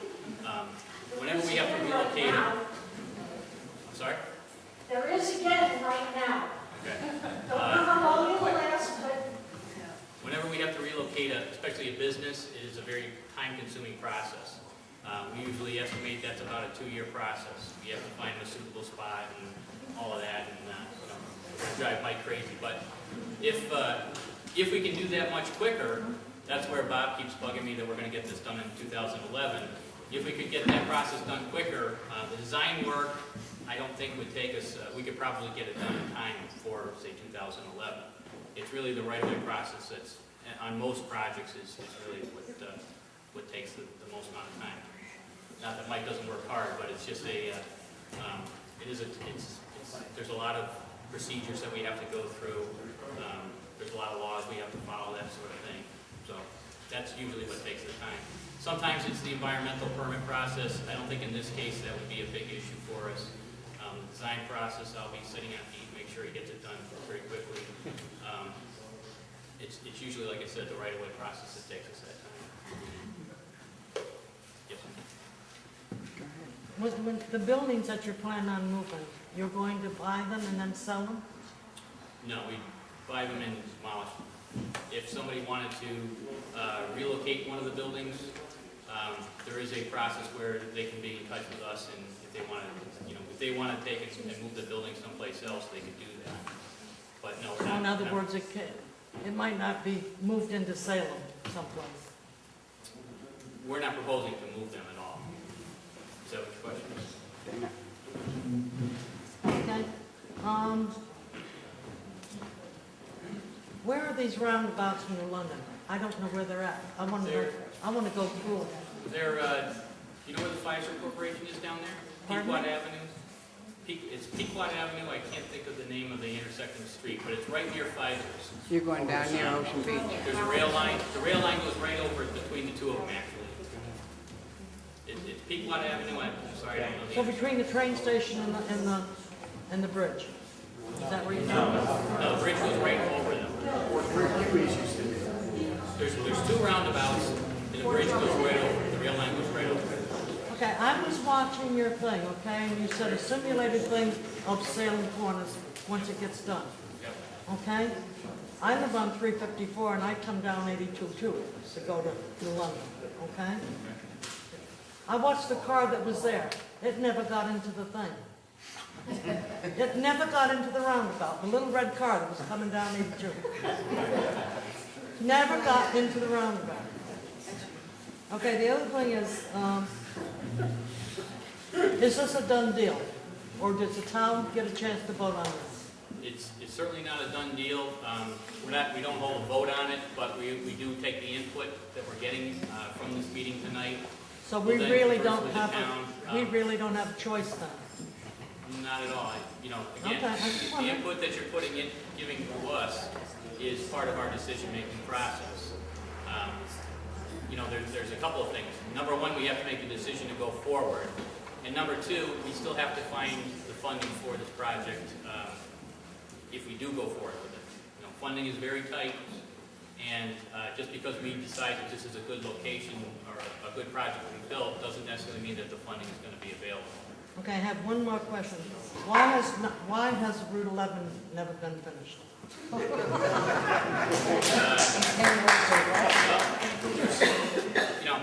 There's, I guess, a couple of main reasons. They keep putting millions of dollars into this, okay? And all it does is go for studies. They haven't done one thing to finish Route 11. Well, before we can build it, there has to be an environmental permit. And the environmental permit means we have to do all kinds of studies. You got to study, endangered species and they've been all done several sorts of times. things, certainly wetlands, that sort of thing. So there is a very extensive study process that needs to go on in order to satisfy those environmental I mean, it's been requirements. 30 years. Yeah. And it's probably going to be Another 30? It's going to be a long After time I'm before done, we see huh? this thing ever built. After I'm an old lady. Do you know how old those two buildings are that you're talking about? What you're calling the white building, Some people say they're not historical buildings. you're calling it some type of a, what are you calling that building? That white one on this side? I'm calling it a white building. It was the country. And you're calling it town center. It used to be the country store. Chapman's owned it for a long time, or ran it for a long time, so did Frazier. So you're saying that you're going to take that one out of there. Now the building across the Bad Boys Toys, do you know how old that building is? Do you know, does anyone else know how old that building is?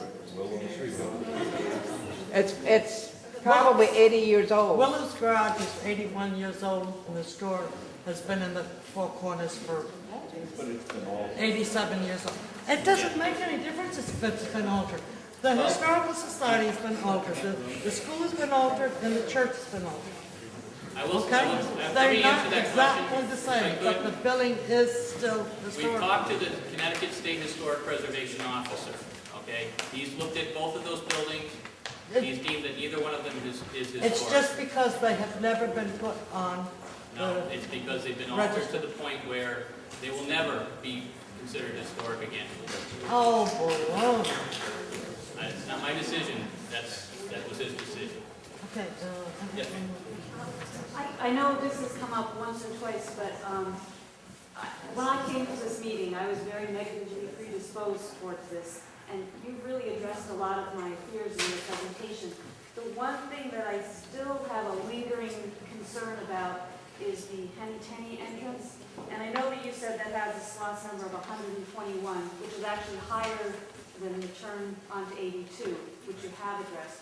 And I would ask, as you're going forward, I think a lot of people could probably get behind this more if that problem, which I think many of us who live here and travel that road every day see as a very serious threat to ourselves, our children, our families driving through there, if that was addressed in this in some way, more effectively than I think I've seen it tonight, I think more people would probably be able to get behind it and really feel good about it. I mean, I hope that when you're talking to the owners, that you'll look at that, because that is a very high number. It is. Certainly the work that Bob has already put in, I think is going to be very helpful for us as we move forward. The fact that we've got two owners that are at least willing to cooperate and listen to us. I do have to say that, from a legal point of view, there are certain limitations that we can't do. We can't force the Henny Penny driveway and the meat market to share an access point. Legally, we just can't do that. But if they're willing to cooperate, and it sounds like they are, then we could go forward with probably taking that island and extending it further down. We'd love to do that. And certainly if we can, we certainly will. Why can't you use eminent domain? Because we have to close off the access point. Penny, penny. Well, we can close off his access. We can't force him to share access point with his neighbor. You can close this driveway. No, we can't close the driveway, but we could extend the island in front of it. Yeah, but why can't you take it? You can block traffic from entering. Yes, ma'am. Well, sorry to say, one of the things that I'm seeing in this proposed plan is that this constant flow would never create the courtesy interruption that would allow people to turn there in the first place. But how will people be able to turn there if it's a steady flow going around? Well, I mean, how are you addressing that problem? the biggest difference is, where today on that approach with the traffic signal, as I mentioned, it's either stop or go. And when it's stopped, you're going to get a backup that will oftentimes go beyond that driveway.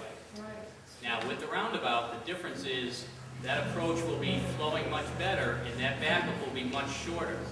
to the point where it will no longer, most of the times it will no longer block that driveway. So when you're making a left in, you're just looking for a gap. You're not crossing through stopped traffic. How much have you studied traffic flow? It is huge. This could be backed up for miles. Yep. On something else. Yep, we've looked at, we have looked at all of the peak hours. The one thing that we haven't gotten traffic counts on that we will is the summer weekend peak hour. I've driven through it on summer weekends. I understand how bad it is. There is a limit to what we can really do to fix that. It's just there's just too much traffic sometimes. But this will make it better. It's not going to totally solve the problem, but it will make that even the summer weekend traffic better. Yes, sir. Since the Henny Penny is a big issue, why don't they just take that and buy it out? Yeah. Well, I think we would prefer we would certainly prefer to make him leave him in place, but just make it a safer access point. Yes, ma'am. Have you done a traffic study of the traffic that goes north and south and east and west? Because I've lived in town for like 37 years, and over the last 2 years, the past year especially, all winter long, all spring long, it's like a holiday traffic. It's like the weekend traffic, and I laugh when it says, let's get out, evacuation, get out of town. You're not going to get 2 miles. And it's not just through 85 and Salem Four Corners, and I think part of the problem there is people don't follow the light. They run the light constantly, because they're so backed up in traffic up to Lake Kennewick that by the time they get there, they don't care.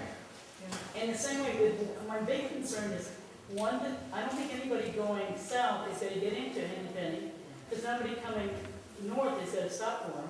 And secondly, I have concerns about traffic walking, because it's brutal there now, and it's just going to be worse because it's going to be constant. So those are my concerns right now. I came here with a very negative thought on the thing. I've learned a little bit. I'm not excited about the ones at Pfizer. I hate them. I've watched trucks go up and over and slow down and not make it. I think that one is too narrow, too small. I think if it was a little bigger, it might be a better one.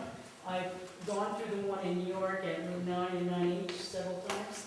And again, I think the big thing is teaching people how to use them, because I'm a senior citizen. I get around them, and I still can't do them. And it's not that my eyes are bad. It's just, I think you need to learn it over again. I think when you first open this, you're going to find, without the signs that Mrs. Stillman talked about, I think you're going to be in for a rude awakening. And I think the lighting issue, somebody addressed it, and I think you do need lighting there. Yeah, we will provide illumination. Sorry if I gave the wrong impression on that. And in terms of the signing, yes, we will certainly have the signing there well in advance to give plenty of warning. There is always a learning curve with these. People are used to traffic signals, they're used to, green is go and red is stop, and this makes you think a little bit. We went to one of these meetings about a year ago, and this woman actually said, one of the reasons that these things are so safe is just because you come into it and you have to pay attention. And she thought about that for a minute, and she kind of had the aha moment and realized that that's a good thing. You do have to pay a little bit more attention when you're coming into these. You're not relying on some traffic signal to tell you when to go and when not to go. You have to pay attention. You have to look for safe gaps. You're concerned about pedestrians. That's a fairly common concern. We do have, there are going to be some legs, I'll be honest, there are going to be some legs it's going to be very difficult to cross. For instance, the Route 85 leg, the southern leg of it, there is going to be a lot of traffic on that leg, especially during peak times. If it was a pedestrian there, I would certainly suggest that they go, take the other 2 legs instead. But it is designed so that pedestrians, as with all crosswalks, pedestrians have the right of way. And when they step in that crosswalk, traffic is to yield to them. Interestingly, during the peak hours is oftentimes when they get the best compliance, because people are kind of stopped anyway. And if they see a pedestrian, they'll certainly let them cross. But that pedestrian operations are always a bit of a concern with these. The other question, my concern is trying to get out of the strip mall there, because when I go in there, I always come out on Route 82 because you just cannot get out on Route 85. So, and you said there was no roads there, driveways there, but there is a driveway by the donut place that comes out of that mall, and I always take there, go on 82, and then take either left or right on 85. But I think, I'm more concerned about the traffic trying to get out of there, because it's going to make it worse, because that traffic is backed up 24/7, except for like after 10 o'clock, when the mall's closed. Okay. It's pretty much going to be, I would say, fairly comparable to what you have today. That driveway it's an exit-only driveway. It does cross 2 lanes. It is very difficult to come out of there. One difference is with the roundabout, you would have the option to, instead of, if you were trying to make a left turn out of there, you could actually make a right turn and then go make a U-turn through the roundabout. That is another option. But, it's, anytime you have a driveway and 2 lanes in front of it, and particularly the driveway is close to an intersection, I don't care if it's a signal or roundabout, it's a problem. It's just a fact of life. Yes, sir. So, hi, I'm Kevin Friday. I live up in Beckwith Hill and have to travel this all the time. Just oddly enough, your presentation, I think I was on all but 2 of those roundabouts that you showed. And I'm now very much in support of looking at your statistics. On those roundabouts, the one in Keene, New Hampshire, I spent 3 years at the signalized intersections they had there. Now that there's a roundabout there, the traffic doesn't stop. It used to be a 15, 20-minute stop because you'd have to wait for 5 cycles to go through. The one in Malta, New York, actually doesn't even seem like there's an intersection there anymore. It's kind of a wide open road. You make a little less turn through and they work very, very well. I also go through the Pfizer ones every morning, and I've never had a problem in my car or on my bicycle or walking. No issues whatsoever. And I've been over to the UK quite a bit, and I've said for 20 years now, why don't we have more roundabouts around here? It's so much better than stopping over and over again on country-type roads. In Golden, Colorado, as I mentioned, Colorado is one of the states that have used quite a few roundabouts. And in Golden, Colorado, there's a stretch of road, I'm not going to remember the name of it, but they took and they replaced I think 5 traffic signals with roundabouts along this one corridor. And they did before and after studies. And what they found was that the traffic was going slower because of the fact you had to slow down going through the roundabout. But it actually took less time to get from one end of the road to the other because of the reduction in delay at each one of those intersections. So it really does, it reduces the delay, but and that slows you down at the same time. And they've also had very good luck with accident reduction there as well. Thank you. Anybody else? Yes. I had one more concern about the pedestrian traffic.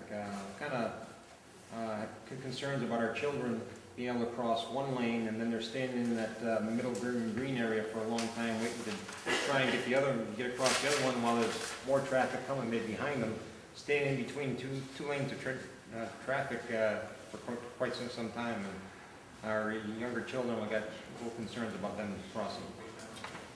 Younger children, I wouldn't let them cross any intersection by themselves, quite honestly. But Teenagers. as they get a little bit older, my own kids have crossed the roundabout. Well, I'm even talking like 10, 11, 12-year-old kids trying to cross, even teenagers. The splitter islands provide what we call this pedestrian refuge area. I don't know if you can tell from the diagram, but we make them fairly wide, so that when that area, it's not like you're going to be standing with traffic running, 2 feet next to you. It's designed so that it's probably at least 8 or 10, maybe 12 feet wide at that point. So if they're standing in the middle, they don't have to worry too much. Plus, again, traffic is going pretty slow, and then as they get into the crosswalk, like any location, they have to kind of watch for the oncoming I hope the traffic is going as slow as you say it's going to. It's not it's not that they're complying with speed limits; it's that they're physically forced to slow down. However, having said that, with any intersection, and again, I don't care if it's a signal with a walk phase or anything, you know, pedestrian has to really watch out for themselves. You know, yes, they have the right of way, but it's still up to you to make sure that you're being safe. Just Bob.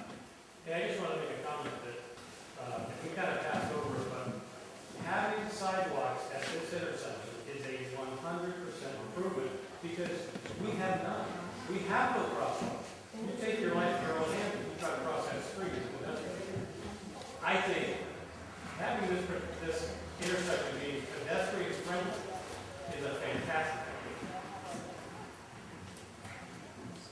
No, I'd like to second that. My experience is that if you only have to look one way for the traffic and only have one lane to cross at a time, those intersections in urban areas that have a central area, so you just look one way when you're crossing, the cars see you, and you're not trying to look one way and then quickly look the other and then get across two lanes, which is what would happen if we continue to signalize this intersection, especially if you make it wider. My experience in Norwich, which is where they did it, was that the accidents were happening at a higher rate of speed. We had far more head-on collisions. I don't know what the statistics are, but working at the hospital, the impression was that that became a crash alley by signalizing it more and making more turn lanes. It didn't solve the basic issues of all these intersections. You know, I belong to a listserv that focuses on roundabouts, and pedestrian activity is a major topic within this listserv. And the pedestrian activity at roundabouts is a very big issue. The studies have shown that the roundabouts, compared to a traffic signal, you're seeing 30 to 40% fewer pedestrian accidents with the roundabout than you do with the signal. And that's a little counterintuitive if you think about it. You would think with the signal, traffic is stopping and pedestrian has the light, and you would think that would be safer. But one of the problems is, and it's the same thing with cars, is if a pedestrian is standing there and he's waiting for his walk light, when he gets his walk light, he just starts to go. And he's not paying attention to whether or not the traffic is stopping. I don't know if you paid attention, but one of the slides in there where we talked about safety, there was a picture of a collision. Two cars colliding. Well, right next to that car was a kid on a bicycle. You know, he obviously wasn't paying attention and saw that car that was about to run that red light. With the roundabout, again, you're really forced to pay attention. The drivers are forced to pay attention, and the pedestrians are forced to pay attention. The other point that I wanted to make in terms of pedestrian safety is a lot of people feel like conventional intersections are safer for pedestrians. And in this country, on average, every single day, 3 pedestrians are killed crossing intersections. Every single day. This has been a statistic that's been solid for about 5 to 10 years. Roundabouts have been around for about roughly 30 years, really, in this country. In the entire 30-year history of roundabouts, grand total of pedestrian fatalities is 0. Never been a pedestrian fatality at a roundabout. And that's, now, that may not be a fair comparison. There's certainly a lot more signals than there are roundabouts, but 30 years, 0 fatalities versus 3 per day, you know, that tells me that the roundabouts are safe. Yes, sir.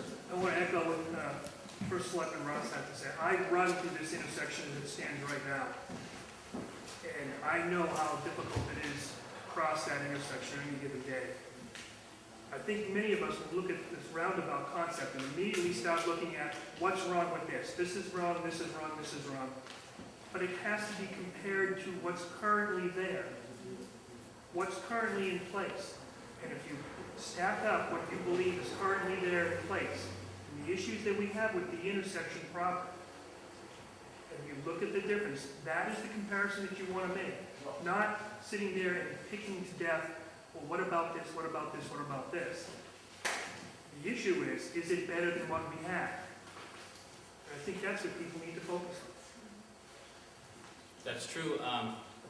I will say, however, that, you know, any of these points that are being brought up, they are things that we would certainly take into account during the design process.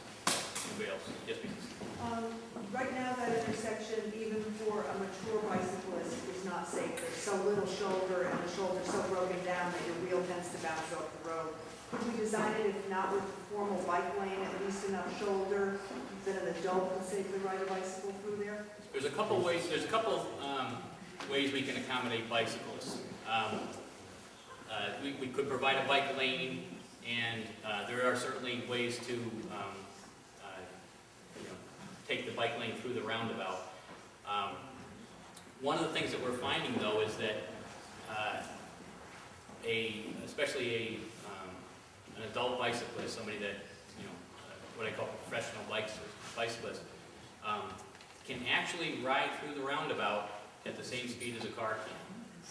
So a lot of bicyclists actually prefer to just take the lane and drive the roundabout just like a car does.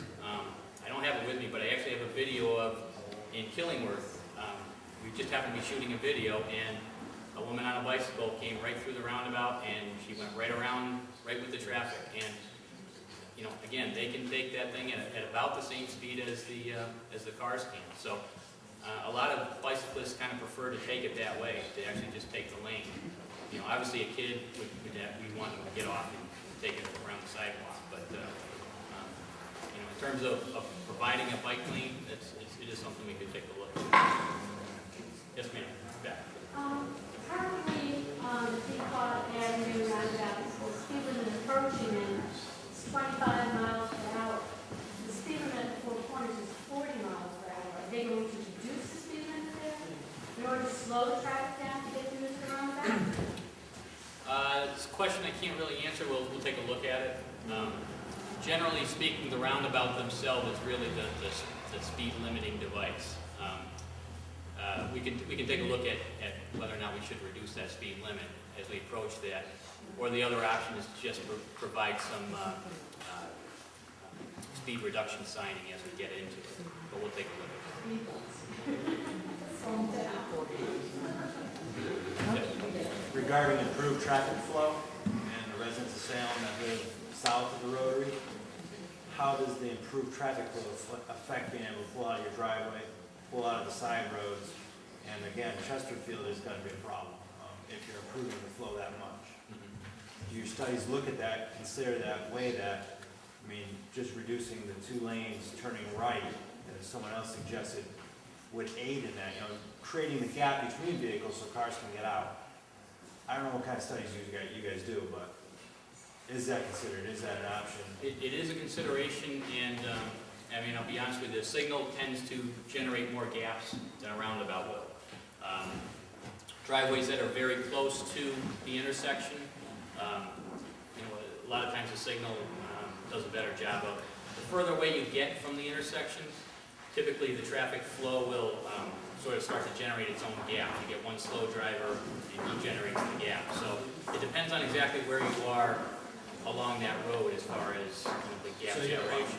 Much further down is where I am, but so you're saying much those further small down groups are typically from drivers and not from the traffic lights?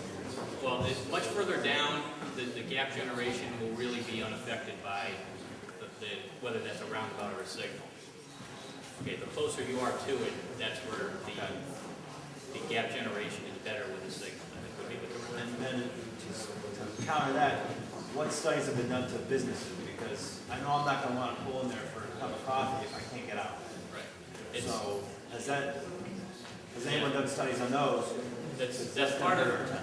Well, actually, part of the next step really is we're going to, that simulation that we did, we're going to get some better volumes at some of those shopping center driveways and probably extend that simulation down and see where we may or may not have some issues with that. But is there any? I think this is a great idea. It's a fantastic idea. It's a safe idea. It's going to reduce fatalities. That intersection right now is a death trap. It really is. This will reduce accidents, and we may have some accidents that are going to be fender benders versus fatalities. I have some background in this. I've been in law enforcement for 30 years. I'm a retired police sergeant. I've investigated personally accidents, life-threatening accidents. And I think the first selectman and our town officials have done a phenomenal job. This is a scary concept for some. If you've never gone through a roundabout, It's a scary concept, but rest assured that the individuals involved in this, under the leadership of our first selectman, are going to tweak it, are going to fine tune it, and they're going to make it right. It's better than what we have.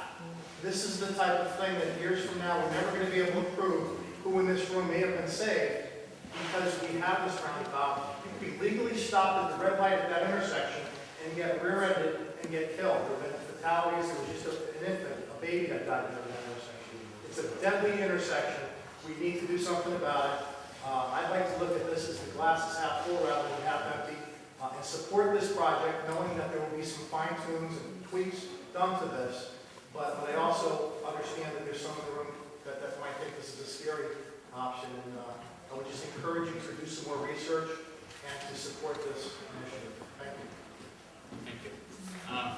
I think at this point, I'm looking at the clock here. I'm going to go ahead and break up this meeting. We will be sticking around. If people want to come and speak to us one-on-one, we'll be here as long as it takes. Thank you all for your time and attention.